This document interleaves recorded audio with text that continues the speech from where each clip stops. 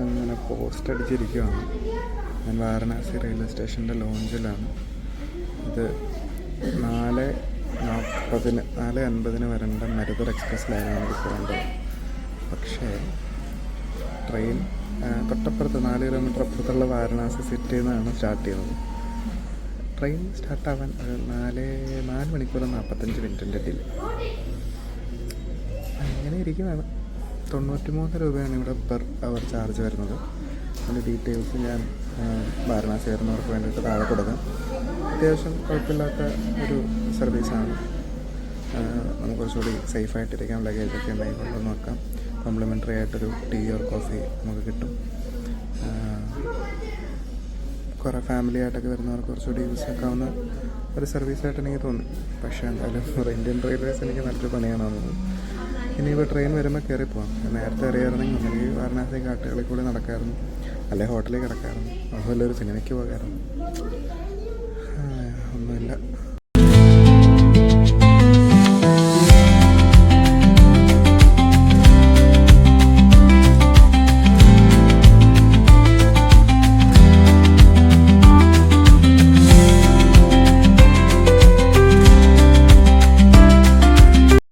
അപ്പോൾ have you been ഹിയറിൻ്റെ കഴിഞ്ഞ chapter നമ്മൾ നിർത്തിയത് വാരണാസിയിലെ ഘാട്ടുകളിലായിരുന്നു. ഞാനിന്ന് വാരണാസിയിൽ നിന്ന് ജോധ്പൂർ വഴി ജയ്സൽമീറിലേക്കാണ് പോകാനായിട്ട് പ്ലാൻ ചെയ്തിരുന്നത്. നിങ്ങളെൻ്റെ ഇൻട്രോയിൽ കണ്ടു. എൻ്റെ ട്രെയിൻ ശരിക്കും 4 മണിക്ക് സ്റ്റാർട്ട് ചെയ്യേണ്ടതാണ്. വാരണാസിയിൽ നിന്ന് തന്നെ സ്റ്റാർട്ട് ചെയ്യുന്നൊരു ട്രെയിനായിരുന്നു. എന്നിട്ടും അത് വന്നില്ല. 4 മണിക്കൂറോളം ഞാനിവിടെ പോസ്റ്റ് അടിച്ചിരുന്നു. അത് കഴിഞ്ഞ് പ്ലാറ്റ്ഫോമിൽ വന്നപ്പോൾ കണ്ട തിരക്കാണത്. ഞാൻ പോകുന്നത് മരുതർ എക്സ്പ്രസ്സിലാണ്. അത് ശരിക്കും വാരണാസിയിൽ നിന്നും ജോധ്പൂർ വരെ പോകുന്നൊരു ട്രെയിനാണ്. ഇത് ആഗ്ര വഴി ഡൽഹിക്ക് പോകുന്നൊരു ട്രെയിനാണ് ഇപ്പോൾ വന്നത്. അതിലേക്ക് കയറാനുള്ള ആൾക്കാരുടെ കൂട്ടപ്പാച്ചിലാണ് ഇപ്പോൾ നിങ്ങൾ കാണുന്നത്. ശരിക്കും കുഞ്ഞുങ്ങളെയും സ്ത്രീകളും ഒക്കെ സ്ലീപ്പർ അടക്കം ഉള്ള കമ്പാർട്ട്മെൻറ്റിലേക്ക് കയറാനായിട്ട് കഷ്ടപ്പെടുന്നൊരു കാഴ്ചയാണ്. ശരിക്കും ഇന്ത്യൻ റെയിൽവേസിൻ്റെ ഈ ഡിവിഷനിൽ ഈ സമയത്ത് ട്രെയിൻസ് കുറേ ലേറ്റായിട്ടുണ്ട്. ഈ ട്രെയിനും ലേറ്റായിട്ടാണ് വന്നത്. അതുകൊണ്ട് തന്നെ പ്ലാറ്റ്ഫോമുകളിലും അതേപോലെ തന്നെ ട്രെയിനുകളിലും നല്ല തിരക്കാണ്. പിന്നെയുള്ള കാഴ്ച അവിടെ ഇവിടെയായിട്ട് കിടന്നുറങ്ങുന്ന ആൾക്കാരും അലഞ്ഞു തിരിഞ്ഞ് നടക്കുന്ന പട്ടികളും ഒക്കെയാണ്. ഇത് വളരെ പ്രീമിയമായിട്ടുള്ള ഒരു റെയിൽവേ സ്റ്റേഷനാണെന്ന് ഓർക്കണം. അത് മോശമാണെന്നല്ല, പക്ഷേ നമുക്ക് കുറച്ചുകൂടി റെയിൽവേസ് കുറച്ചുകൂടി മുൻകൈ എടുത്തിട്ട് ആൾക്കാരുടെ കൺവീനിയൻസിന് വേണ്ടിയിട്ട് അവരുടെ സർവീസിന് വേണ്ടിയിട്ട് ശ്രമിക്കണം എന്നെനിക്ക് തോന്നിയിട്ടുണ്ട്. ഒന്നാമത് ഇവിടെയുള്ള ആൾക്കാർ ഭയങ്കര റഷിലാണ്.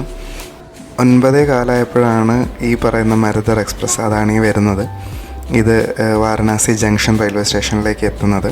വാരണാസി സിറ്റിയിൽ നിന്ന് സ്റ്റാർട്ട് ചെയ്ത വാരണാസി ജംഗ്ഷൻ വഴി ആഗ്ര, ജയ്പൂർ വഴി ജോധ്പൂരിലേക്ക് പോകുന്ന ഒരു ട്രെയിനാണിത്. ഇതിൻ്റെ വാഷ്റൂംസ് ഞാൻ കാണിക്കുന്നില്ല, വളരെ ശോചനീയമാണ്. നമുക്ക് കിട്ടിയത് 2 ബെഡ്ഷീറ്റ്, ഒരു ഫേസ് ടവൽ എന്നാണ്. ഫേസ് ടവൽ ഒരു മുക്കി. അതുപോലെ എൻ്റെ തലയണ കണ്ടു കഴിഞ്ഞാൽ തല വെക്കാൻ തോന്നില്ല. എന്നിരുന്നാലും ഞാൻ അഡ്ജസ്റ്റ് ചെയ്തു. എനിക്ക് ഏറ്റവും കോർണറിൽ ഡോറിനടുത്തുള്ളൊരു സീറ്റായിരുന്നു കിട്ടിയത്. അങ്ങനെ ഞാൻ ആ ദിവസം കിടന്നുറങ്ങി. നല്ല ടയേർഡായിരുന്നു. അടുത്ത ദിവസം രാവിലെ എണീറ്റപ്പോൾ കണ്ടത് UPയിലെ മനോഹരമായ കാഴ്ചകളാണ്. UP കൂടി നിങ്ങൾ ട്രെയിനിൽ ട്രാവൽ ചെയ്യുമ്പം നല്ല ഭംഗിയുള്ള നെൽപ്പാടങ്ങളും കടുകുപാടങ്ങളും ഗോതമ്പ് പാടങ്ങളും കരിമ്പ് പാടങ്ങളും ഒക്കെയാണ്. ഇത് അവിടുത്തെ പഴയ ഒരു റെയിൽവേ സ്റ്റേഷനാണ്. ഇങ്ങനെയുള്ള പഴയ റെയിൽവേ സ്റ്റേഷനുകളും യമുനയും കടന്ന് അവസാനം ഞാൻ ആഗ്രയിലെത്തി. ഗംഗയിൽ നിന്നും യമുനയിലേക്കുള്ള ദൂരമാണ് ഇപ്പോൾ നിങ്ങൾ കണ്ടത് ഇത്ര നേരം. ആഗ്ര എത്തിയപ്പോഴത്തേക്കും ഏകദേശം 10:30-11 മണിയായിട്ടുണ്ടായിരുന്നു. നല്ല ലേറ്റാണ് ഇപ്പോഴും ട്രെയിൻ ഓടുന്നത്. ട്രെയിൻ ഇതുവരെ ക്യാച്ചപ്പ് ചെയ്തിട്ടില്ല. ഞാൻ എന്തുകൊണ്ടാണ് ഡോറിനടുത്ത് പോയി നിന്ന് ക്ലിയറായിട്ട് ഈ വിഷ്വൽസ് ഷൂട്ട് ചെയ്യാത്തത് എന്താണെന്ന് വെച്ച് കഴിഞ്ഞാൽ, നോർത്ത് ഇന്ത്യയിൽ ഞാൻ തന്നെയാണ് ട്രാവൽ ചെയ്യുന്നത്. അപ്പം എൻ്റെ വാല്യൂബിൾസ് ആയിട്ടുള്ള ബാഗുകളും ഒക്കെ ആരെങ്കിലും എടുത്തുകൊണ്ട് പോകുമെന്ന് എനിക്ക് നല്ല പേടിയുണ്ടായിരുന്നു. അങ്ങനെ ഒരു ദിവസം മൊത്തം കിടന്ന് മടുത്ത് കഴിഞ്ഞപ്പോഴത്തേക്കും ജയ്പൂരിനടുത്തെത്തിയേക്കുന്ന കാഴ്ചയാണ് ഈ കാണുന്നത്. സൂര്യൻ അസ്തമിക്കാറായിട്ടുണ്ട്. നല്ല ടയേർഡാണ്. രാത്രി 10:30 ആയിട്ടുണ്ട്. എത്താറായിട്ടുണ്ട്. 10:30 മണിയോടുകൂടി ജോധ്പൂർ എത്തും എന്നാണ് പ്രതീക്ഷിച്ചിരുന്നത്. അങ്ങനെ എഴഞ്ഞ് നമ്മൾ ജോധ്പൂരിലെത്തി. ഇത് ജോധ്പൂരിന് തൊട്ട് മുമ്പുള്ള റെയിൽവേ സ്റ്റേഷനാണ്. റായിക്ക ബാഗ് എന്നാണ് ഇതിൻ്റെ പേര്. ശരിക്കും ഇപ്പം ട്രെയിൻ 9.5 മണിക്കൂറോളം ലേറ്റായിരുന്നു. ഇങ്ങനെ നമ്മളെ ബുദ്ധിമുട്ടിക്കാതിരിക്കാനായിട്ട് റെയിൽവേസ് ശരിക്കും ശ്രമിക്കേണ്ടതാണ്. അത് നമ്മുടെ ഷെഡ്യൂൾസും പ്ലാൻസും എല്ലാം തെറ്റിക്കുന്ന തരത്തിലുള്ള ഒരു ഡിലേ ആയിപ്പോയി. അതും ഞാൻ റെയിൽവേ സ്റ്റേഷൻ എത്തുന്നത് വരെ അവരെന്നെ അറിയിച്ചില്ല എന്നുള്ളതാണ് അതിനേക്കാളും സങ്കടമില്ലായിരുന്നെങ്കിൽ എനിക്ക് ടൈം കുറച്ചുകൂടി യൂട്ടിലൈസ് ചെയ്യാനായിട്ട് പറ്റിയേനെ. അങ്ങനെ നമ്മൾ ജോധ്പൂർ റെയിൽവേ സ്റ്റേഷനിലേക്ക് എത്തി. ഞാൻ മേക്ക് മൈ ട്രിപ്പ് വഴി ഒരു റൂം ബുക്ക് ചെയ്തു. അങ്ങനെ ഞാൻ ജോധ്പൂരിൽ ഒരു റൂം എടുത്തേക്കുവാണ്.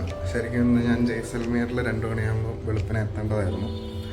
ഇന്ത്യൻ റെയിൽവേസിന് നന്ദി.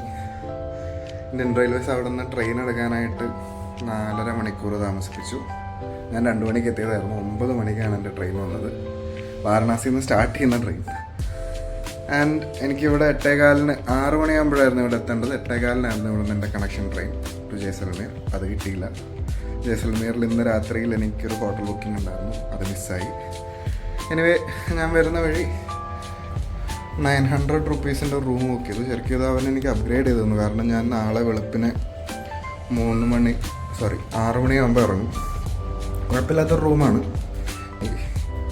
എന്നെപ്പോലെ തന്നെ ടയേർഡായിട്ടുള്ള ആൾക്കാരായിരുന്നു ട്രെയിനിൽ മൊത്തം.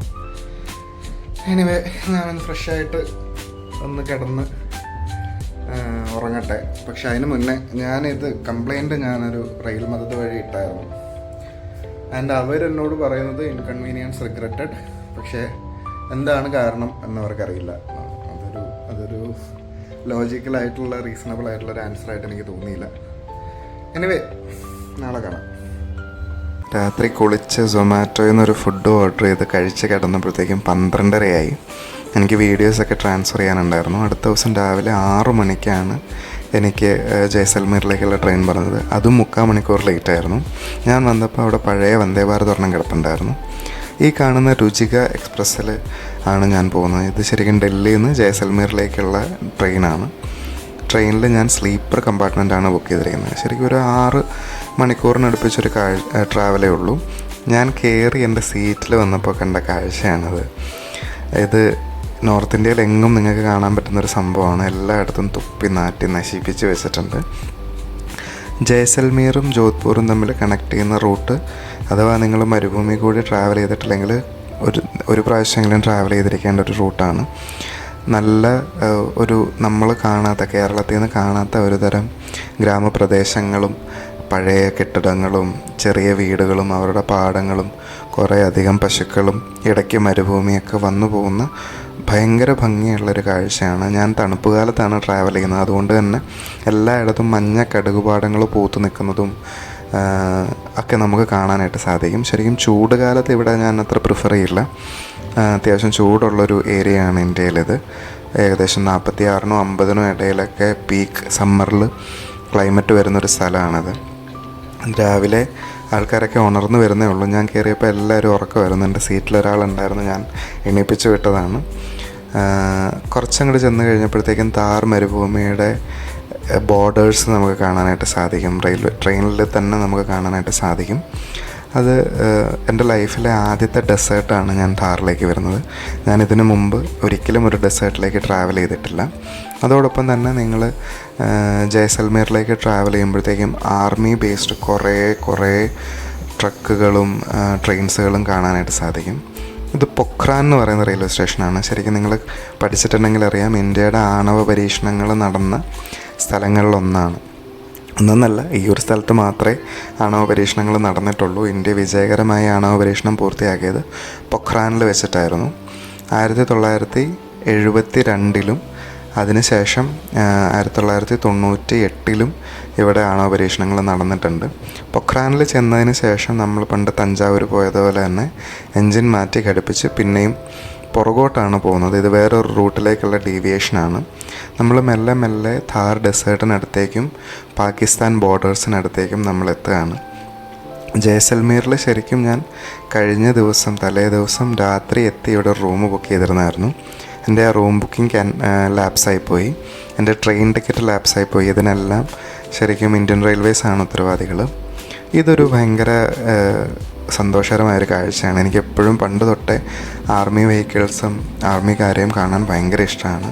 ഭയങ്കര ഇന്ത്യക്ക് വേണ്ടിയിട്ട് റെസ്പെക്റ്റ്ഫുള്ളായിട്ടുള്ള, അവർ ഡെസേർവ് ചെയ്യുന്ന റെസ്പെക്റ്റ് കിട്ടാത്ത ഒരു ജോലി ചെയ്യുന്നവരാണ് ആർമിക്കാരെന്ന് എനിക്ക് പലപ്പോഴും തോന്നിയിട്ടുണ്ട്. ഇപ്പോൾ US ആണെങ്കിൽ ആർമി റിട്ടയേർഡ് ആർമി വെറ്ററൻസിനെയൊക്കെ അവർ ഭയങ്കര പ്രയോറിറ്റൈസ് ചെയ്താണ് കാണുന്നത്. നമ്മുടെ ഇവിടെ ശരിക്കും പൊങ്ങച്ചം പറയുന്ന ഒരാളായിട്ട്, ചിലപ്പോൾ നമ്മുടെ സിനിമകൾ കൊണ്ടായിരിക്കാം, പൊങ്ങച്ചം പറയുന്ന ഒരാളുകളായിട്ട് നമ്മൾ പട്ടാളക്കാരെ കണ്ടു തുടങ്ങിയിട്ടുണ്ട്. അങ്ങനെയല്ല, ഇന്ത്യക്ക് വേണ്ടിയിട്ട് ഏറ്റവും കൂടുതൽ സർവീസ് ചെയ്യുന്ന ഒരു ഡിവിഷനാണ് ആർമിക്കാരെന്ന് പറയുന്നത്. അതിൻ്റെ റെസ്പെക്റ്റ് എനിക്ക് എന്നും ഉണ്ട്. ജയ്സൽമീർ എന്ന് പറയുന്ന ഒരു ആർമി ബേസാണ്, എസ്പെഷ്യലി ഇവിടെ ബോർഡർ ഉള്ളതുകൊണ്ട് തന്നെ. നിങ്ങൾ ശ്രദ്ധിച്ചിട്ടുണ്ടെങ്കിൽ, നിങ്ങൾ കണ്ടിട്ടുണ്ടോ എന്ന് എനിക്കറിയത്തില്ല, നമ്മുടെ ഭാഗത്തേക്കില്ല, എന്നാലും ഇവിടെ ആർമിക്ക് സ്വന്തമായിട്ട് ട്രെയിൻ സർവീസസും അവരുടെ ഗുഡ്സ് ആൻഡ് ഐറ്റംസ് മൂവ് ചെയ്യാനായിട്ടുള്ള ഓപ്ഷൻസും ഒക്കെ ഉണ്ട്. നമ്മൾ ജയ്സൽമീറിനോട് അടുക്കും തോറും ഗോൾഡൻ കളേർഡ് ബിൽഡിങ്സ് നമുക്ക് കൂടുതലായിട്ട് കണ്ടു തുടങ്ങും. ഗോൾഡൻ സിറ്റി ഓഫ് ഇന്ത്യ എന്നാണ് ജയ്സൽമീർ അറിയപ്പെടുന്നത്. നല്ല വരണ്ട് കിടക്കുന്ന പ്രദേശങ്ങളിലൂടെയായി തുടങ്ങിയിട്ടുണ്ട് യാത്ര. വരണ്ട പ്രദേശങ്ങളിൽ വളരുന്ന തരം മരങ്ങളും അങ്ങ് ദൂരെ മരുഭൂമിയും ഒക്കെ കണ്ട് ഞാൻ വളരെ എക്സൈറ്റഡ് ആണ്. ശരിക്കും ഞാൻ ഇതിനു മുമ്പ് ജയ്സൽമീറിലേക്ക് വന്നിട്ടില്ല. ജയ്സൽമീർ റെയിൽവേ സ്റ്റേഷനിലേക്ക് മെല്ലെ നമ്മളൊരു 12:30 എത്തി. 12:30 സമയം ഈ ട്രെയിൻ കറക്റ്റ് ടൈം അതിൻ്റെ പെൻഡിങ് ഉണ്ടായിരുന്ന ലാപ്സ് ആയിട്ടുണ്ടായിരുന്നത് അവർ റണ്ണിങ് ടൈമിൽ തീർത്തിട്ടുണ്ട്. ജയ്സൽമീർ റെയിൽവേ സ്റ്റേഷൻ ഞാൻ വന്ന സമയത്ത് അതിൻ്റെ തലേ ദിവസമായിരുന്നു അതിൻ്റെ റിനോവേഷൻ കഴിഞ്ഞിട്ടുള്ള ഉദ്ഘാടനം. നമ്മളെല്ലായിടത്തോടെയും പോകുമ്പോൾ നമുക്ക് കാണാം ഇന്ത്യൻ റെയിൽവേസ് അതിൻ്റെ റെയിൽവേ സ്റ്റേഷൻസ് ടോപ്പ് നോച്ച് ആക്കാനായിട്ട് ശ്രമിച്ചുകൊണ്ടിരിക്കുകയാണ്. അതിൻ്റെ ഭാഗമായിട്ട് റെയിൽവേ സ്റ്റേഷൻ, ജയ്സൽമീർ റെയിൽവേ സ്റ്റേഷനും അവർ പുതുക്കി നല്ല ഭംഗിയാക്കിയിട്ടുണ്ട്. കൈൻഡ് ഓഫ് ഒരു എയർപോർട്ട് ലോഞ്ചിൻ്റെ ഫെസിലിറ്റീസ് അവരിവിടെ കൊണ്ടുവരാനായിട്ട് ശ്രമിക്കുന്നുണ്ട്.